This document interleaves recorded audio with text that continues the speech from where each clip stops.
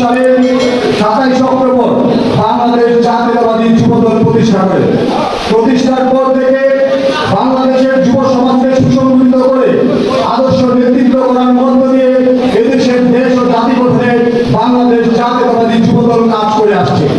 বাংলাদেশ জাতীয়তাবাদী যুবদল বর্তমান এদেশের স্বাধীনতা, সার্বভৌমত্ব এবং গণতন্ত্রের উপর মানুষের